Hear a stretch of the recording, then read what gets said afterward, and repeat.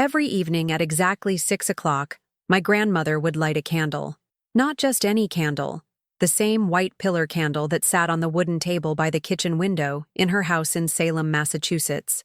The house where I grew up, where 3 generations of our family lived together in what most people would call organized chaos, but what we simply called home. Grandma Rose was 82 when this story begins, though you'd never know it by watching her move around that kitchen. She had the energy of someone half her age and the wisdom of someone who'd lived twice as long. Her hair was completely silver, always pulled back in a neat bun, and her hands, God, her hands were something else, weathered and spotted with age, but still steady as a surgeon's when she was kneading bread or, more importantly, striking that match every evening at 6.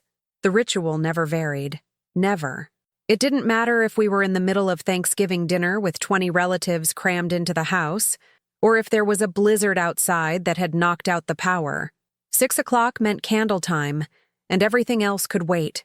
I remember being maybe 7 years old, tugging on her apron while she was cooking dinner, whining about wanting to help with something, anything. She'd look down at me with those bright green eyes, the same color as my mother's, the same color as mine, and she'd smile.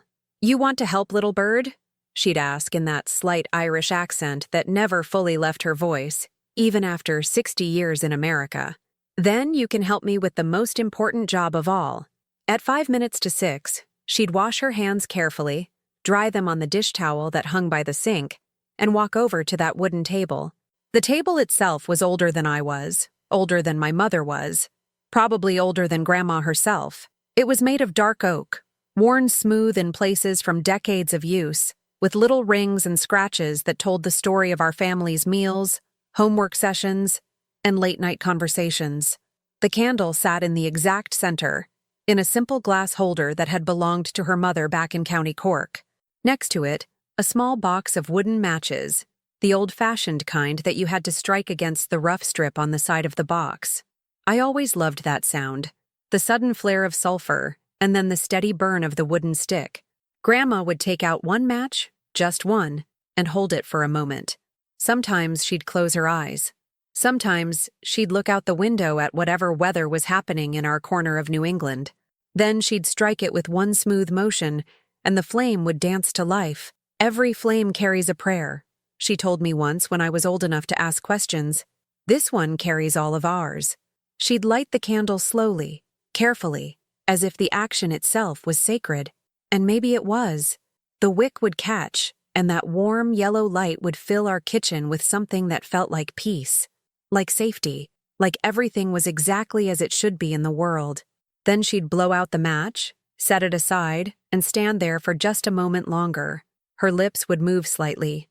I realized later that she was saying a prayer, though she never did it loud enough for anyone else to hear. It was private, between her and whatever force she believed was listening. "Why 6 o'clock, Grandma?" I asked her once when I was in high school, going through that phase where everything adults did seemed arbitrary and old-fashioned. She was stirring something on the stove, probably her famous beef stew, the one that made the whole house smell like comfort food and love. She paused, considering the question seriously, the way she always considered my questions seriously, even when I was being a typically obnoxious teenager. "Because that's when the day starts to let go," she said finally. 6 o'clock is when the light begins to fade, when people start coming home from work, when families gather for dinner. It's when we need to remember what matters most. Which is what? That we're not alone, she said simply. That there's light in the darkness. That someone is watching over us, whether we can see them or not. I rolled my eyes then, the way 16-year-olds do when confronted with what sounds like superstition. But now, 14 years later, I understand what she meant. I understand it in a way that still makes my hands shake when I think about it. The candle would burn for exactly 2 hours. Not 1 hour and 59 minutes. Not 2 hours and 1 minute. Exactly 2 hours. At 8 o'clock, Grandma would return to the table, wet her fingers with a drop of water from the sink, and pinch out the flame. The kitchen would fill with that distinctive smell of extinguished candle, waxy and slightly smoky, but somehow comforting. "Until tomorrow," she'd say softly, and then the evening would continue as normal. This happened every single day for as long as I could remember. Birthdays, holidays, the day my grandfather died, the day I graduated college, the day my younger brother left for the military. The candle was lit at 6, burned until 8, and was carefully extinguished. It was as reliable as sunrise, as constant as gravity. My mother used to joke that you could set your watch by Grandma's candle ritual. Better than Greenwich Mean Time, she'd say, though I could tell she found it comforting too. We all did. There was something deeply reassuring about that daily constant in a world that seemed to change too fast and too often. My brother Mark, who's 3 years younger than me, once tried to convince Grandma to switch to an electric candle. This was during his college engineering phase, when he thought technology was the solution to everything. "It would be safer, Grandma," he argued, showing her some battery-operated thing he'd bought online. "No fire hazard, no mess. It even has a timer so it could turn itself on and off." Grandma listened patiently while he demonstrated the fake candle, with its LED bulb and plastic base. Then she smiled, that gentle, patient smile she reserved for when one of us was missing the point entirely. "That's very thoughtful, Mark," she said. "But light without fire isn't really light at all, is it? It's just electricity pretending to be something sacred." She was right, of course. There was something about the real flame that couldn't be replicated. The way it danced and flickered, responding to every little draft in the kitchen. The way it cast actual shadows that moved and shifted on the walls. The warmth you could feel if you held your hand near it. The slight smell of burning wax and wick that meant home to all of us. During my 20s, when I was living in Boston and only came home for major holidays, I found myself thinking about that candle more than I expected. My apartment in the North End felt empty in a way I couldn't quite explain, especially in the early evening hours. I tried lighting my own candles, but it wasn't the same. The ritual belonged to Grandma, to that kitchen, to that moment when day shifted into night and our family gathered together. When I moved back home 2 years ago to help take care of Grandma, she'd started showing signs of what we all politely called forgetfulness, but which was clearly the early stages of dementia. I rediscovered the comfort of that daily ritual. My job as a freelance graphic designer let me work from anywhere, so I set up my home office in what used to be the formal dining room, right next to the kitchen. Every day at 5:58, I'd save my work and wander into the kitchen. Grandma would already be there, waiting with her match in hand, sometimes looking a little confused about other things, but never, ever confused about the candle.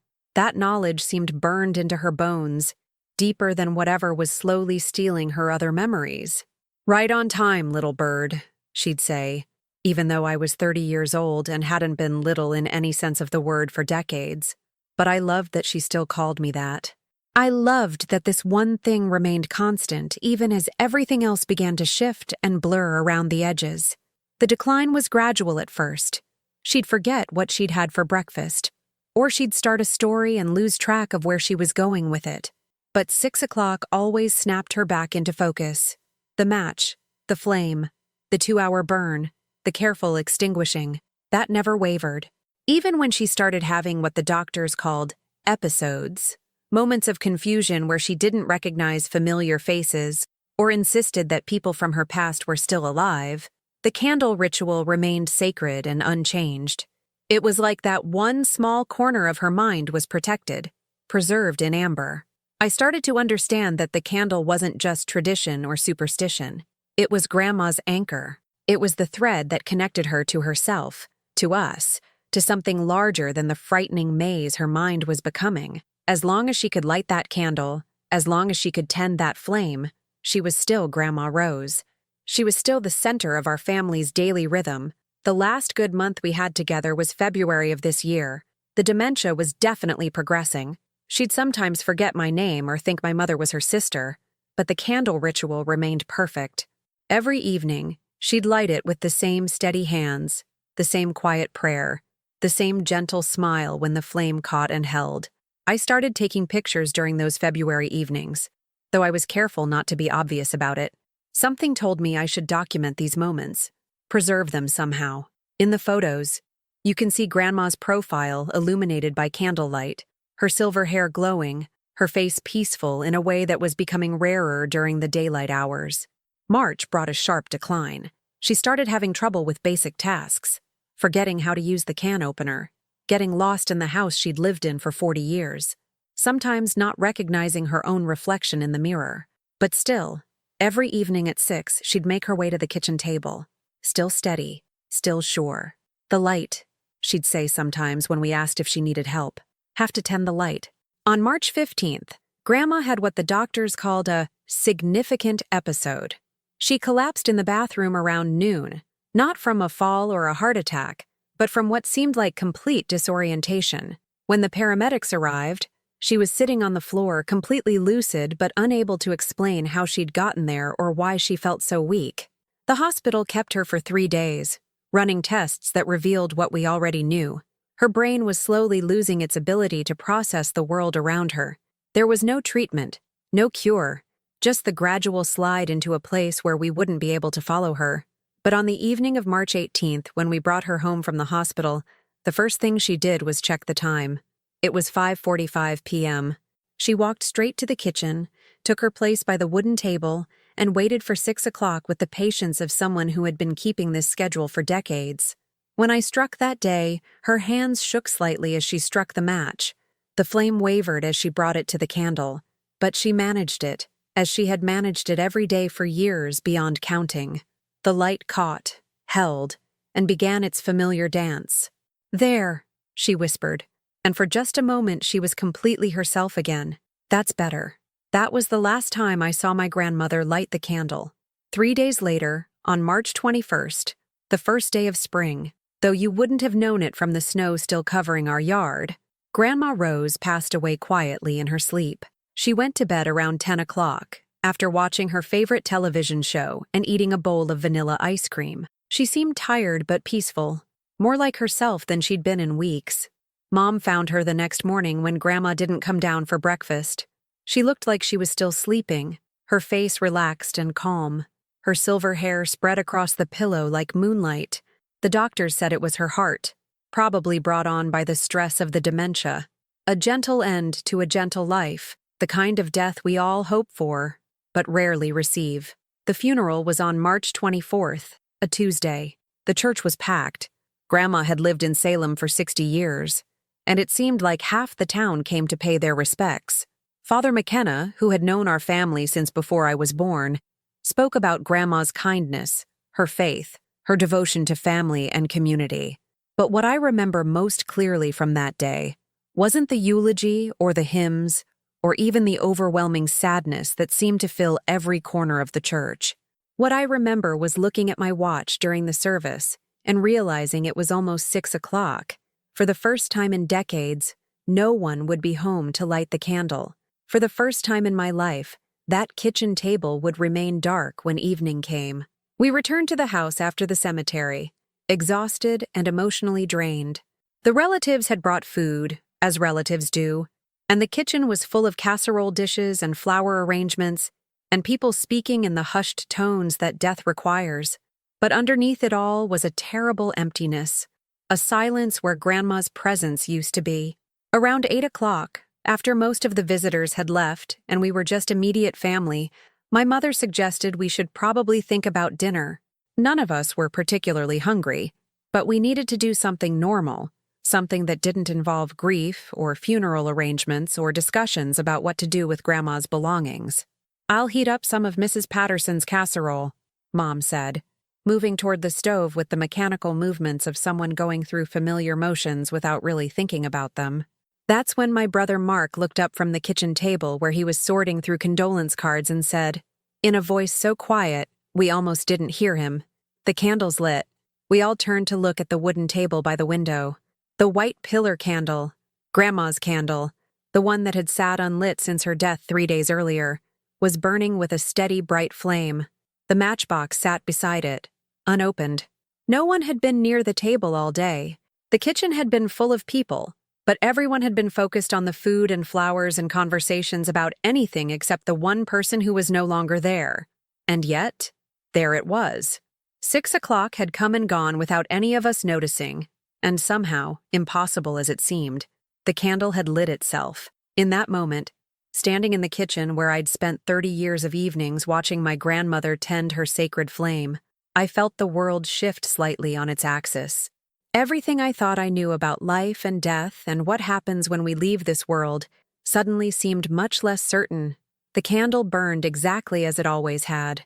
The same height of flame, the same warm yellow light, the same gentle shadows dancing on the kitchen walls. It looked exactly like it had every evening for as long as I could remember.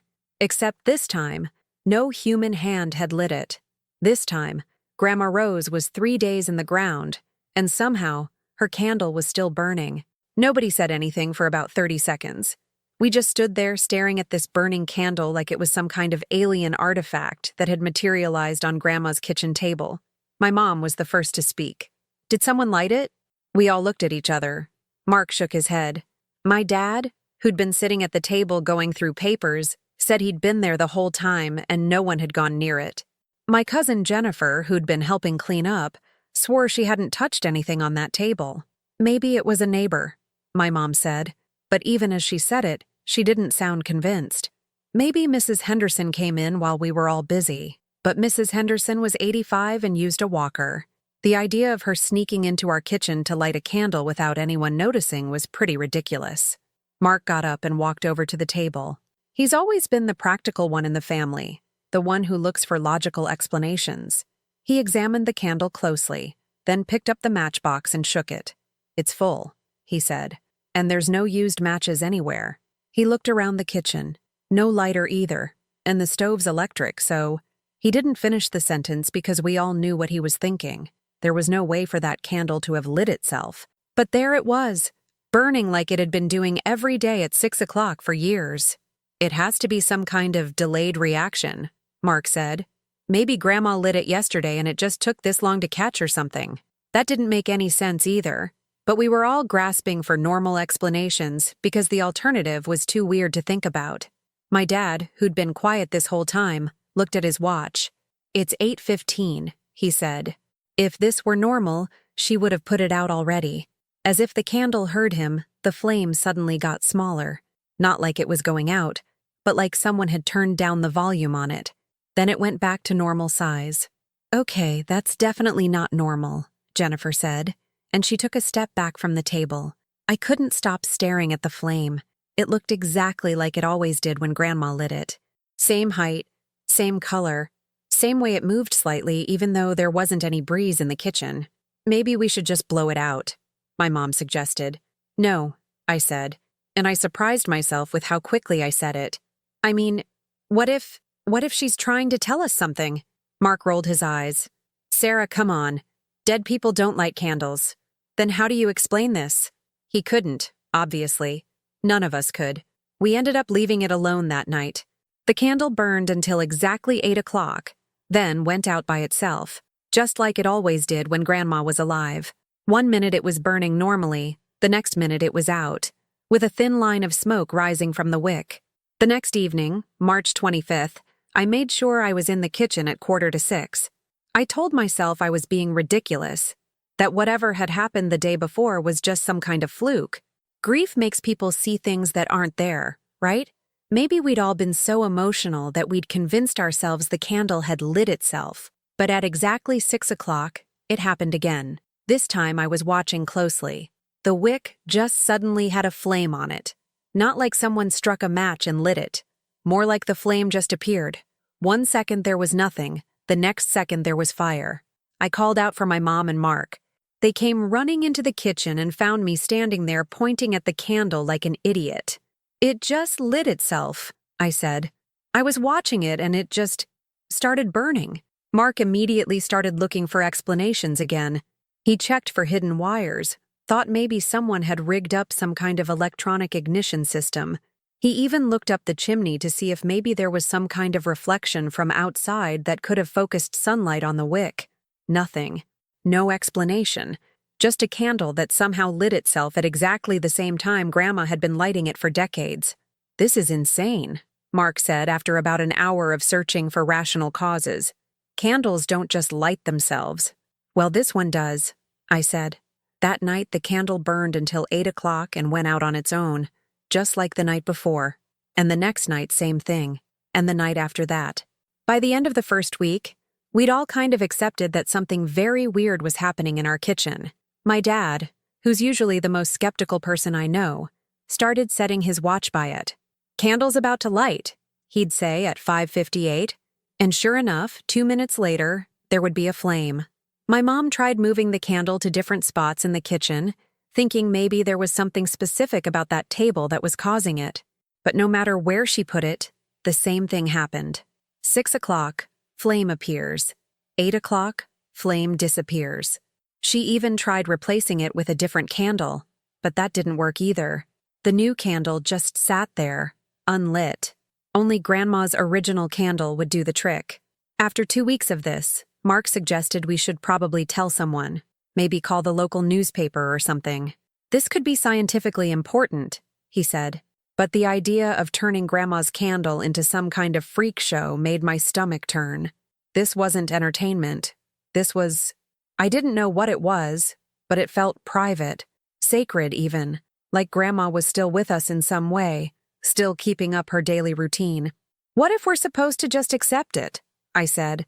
"What if she's trying to tell us that she's okay, that she's still here watching over us?" "Dead people don't light candles, Sarah," Mark said again, but he sounded less sure than he had a few weeks earlier. "The thing is, the candle didn't feel scary or threatening. If anything, it felt comforting. Every evening when that flame appeared, it was like Grandma was still there, still taking care of us in her own quiet way. The kitchen felt warmer somehow, more like home. And there were other little things, too. Nothing dramatic, just small stuff that made me think maybe Mark was wrong about dead people not being able to affect the physical world. Like how the kitchen always smelled faintly of Grandma's perfume around 6 o'clock, even though she'd been gone for weeks. Or how sometimes I'd find the dish towel folded in that specific way Grandma always folded it, even though I knew I'd left it hanging loose by the sink. One evening in early April, I decided to try something. I sat down at the kitchen table at 5:55 and talked to the candle like Grandma was there listening. "I miss you," I said, feeling stupid but doing it anyway. "We all miss you so much. The house doesn't feel the same without you." At exactly 6 o'clock, the candle lit as usual. But this time the flame seemed brighter somehow, and it flickered 3 times, like it was nodding. I could have been imagining it. Probably was imagining it, but it felt like she was answering me. "If you can hear me," I said. "Flicker twice." The flame flickered twice. My hands started shaking. "Are you okay? Are you at peace?" One long flicker that seemed to last forever. I sat there for the full 2 hours that night, just talking to Grandma through the candle, telling her about my work, about how Mom was handling everything, about how much we loved her and missed her daily presence in our lives. The flame never flickered randomly. Only when I asked direct questions. Only when it seemed like she was trying to communicate something specific. When 8 o'clock came and the candle went out, I felt more at peace than I had since she died. Like maybe death wasn't the end of everything after all. Like maybe love really was stronger than whatever separates the living from the dead. I didn't tell Mark or my parents about the flickering. I knew they'd say I was reading too much into random candle behavior, that grief was making me see patterns that weren't really there, but I knew what I'd experienced, and I knew that somehow, impossibly, Grandma Rose was still lighting her candle every evening at 6 o'clock, just like she always had. The only difference was that now she was doing it from the other side. 3 months later, the candle was still lighting itself every day. By then, it had become our new normal. We'd eat dinner around 7, and there would be Grandma's candle burning on the table like always. Sometimes we'd talk about our day while it burned. Sometimes we'd just sit quietly, feeling like she was still there with us. My mom started setting an extra place at the table, not because she thought Grandma was physically there, but because it felt right somehow, like we were saving her spot. Dad thought it was silly at first, but I noticed he never asked her to stop doing it. The weird thing is how quickly we all adapted to it. Within a month, it didn't seem strange anymore. It was just part of our daily routine. Sarah comes home from work, Dad reads the paper, Mom makes dinner, and at 6 o'clock Grandma's candle lights itself. Simple as that. Mark still couldn't accept it completely. He'd brought over some kind of camera equipment in May, thinking he could record the exact moment the candle lit and maybe figure out how it was happening. He set up 3 different cameras at different angles, all focused on that candle. But when he reviewed the footage later, you couldn't see anything unusual. One frame the wick was dark, the next frame it was burning. No flash of light, no visible ignition source, no hands reaching into the shot. Just suddenly there was fire where there hadn't been fire before. The camera must have missed something, he kept saying, watching the footage over and over. Maybe it's happening too fast for the camera to catch. But I think deep down he was starting to believe what the rest of us already knew, that some things don't have scientific explanations. Some things just are what they are, whether we can understand them or not. The real change happened in June. I was having a rough week at work, dealing with a client who kept rejecting my designs and making unreasonable demands. This guy would ask for something. I'd deliver exactly what he wanted. Then he'd change his mind and act like it was my fault for not reading his thoughts. I was stressed and frustrated and basically taking it out on everyone around me. My mom kept telling me to just drop the client, but I needed the money and couldn't afford to lose the contract. That Thursday evening, I was particularly upset. I'd spent the entire day redoing a logo for the 3rd time, and I was convinced I was going to lose the contract anyway. I was sitting at the kitchen table with my laptop trying to work while Mom made dinner when 6 o'clock rolled around. The candle lit as usual, but this time something different happened.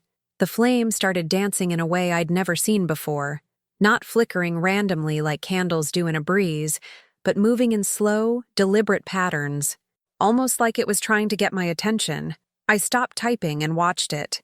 The flame leaned toward me, then away, then toward me again, like it was beckoning, like someone was waving at me. "You see that?" I asked my mom. She looked over from the stove where she was stirring something. "See what?" "The way the candle's moving." She watched for a minute, wiping her hands on her apron. "It looks normal to me, honey. Maybe there's a draft." But there wasn't any draft, and it didn't look normal to me at all. It looked like Grandma was trying to tell me something. So I did what I'd been doing for months. I talked to the candle like she was there listening. "I'm having a terrible week," I said quietly, so Mom wouldn't think I was losing my mind. "Work is awful, and I don't know what to do. This client is driving me crazy, and I'm ready to just give up." The flame immediately calmed down and burned steady and bright. Then it flickered once, very deliberately, not a random flutter, but one clear, intentional movement. I stared at it for a long moment, then whispered, "Are you trying to tell me it's going to be okay?" One long, slow flicker that seemed to last forever. The next day, the client called to apologize for being so difficult. Turns out, he'd been dealing with his own family crisis and was taking his stress out on me. He loved my latest design and wanted to hire me for 3 more projects at double my usual rate. Problem solved, just like the candle had somehow promised. That's when I started to understand that this wasn't just about Grandma letting us know she was at peace. She was still taking care of us, still watching out for her family, still offering comfort and guidance when we needed it most. Over the summer, there were more incidents like that. When my dad was worried about some medical tests he was having done, routine stuff, but you know how your mind goes to the worst places, the candle burned extra bright for a week, not just during the usual 2 hours, but all evening until we went to bed.